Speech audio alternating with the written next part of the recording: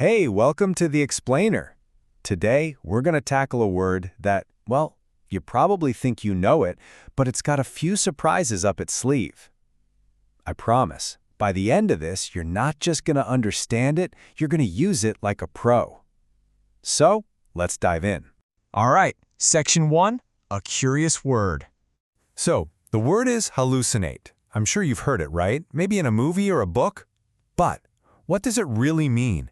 What's happening inside our heads when this occurs? Let's get into it. Okay, let's get right to it. Section 2, the core meaning. Okay, so the official definition is to see, hear, or feel things that seem real but aren't actually there. Now, did you catch that? It's not just seeing things, it's also hearing and even feeling things. That's a huge point.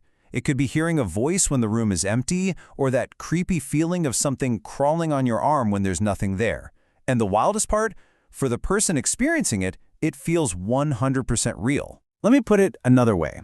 Just think of it like this. Your senses are playing tricks on you. It's like your brain is a projector, right? And usually it's showing the movie of what's actually happening around you. But when you hallucinate, well, that projector starts showing scenes that aren't in the script. It's a total trick of the mind. Okay, moving on to Section 3, the word family.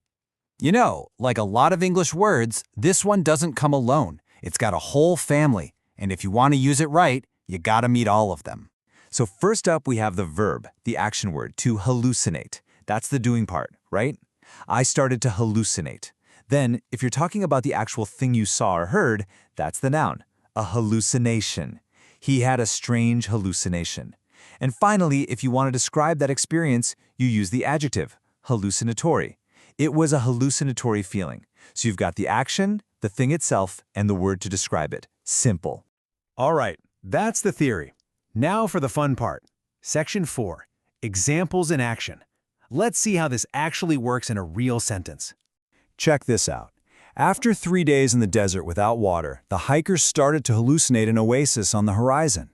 Wow, you can just feel that, can't you? The intense heat, the thirst.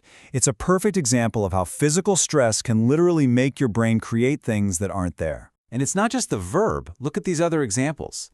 A high fever can cause hallucinations. There's our noun. Or not getting enough sleep can lead to hallucinatory experiences. That's the adjective. And I love this last one. The artist's painting was described as a hallucinatory journey. It just goes to show you, this word isn't only for medical stuff. We can use it to describe art, music, anything that feels surreal and trippy. Okay, so this is a big one. Section 5, hallucinate versus dream.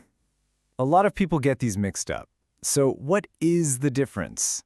It's actually pretty simple, and it all boils down to one key thing. Here it is. It's all about whether you're awake or asleep. That's it. You hallucinate when you are awake. Your eyes are open, you're walking around, but your brain is throwing in extra sights or sounds that aren't real. You dream when you're asleep. Your mind is just off on its own adventure while your body is resting.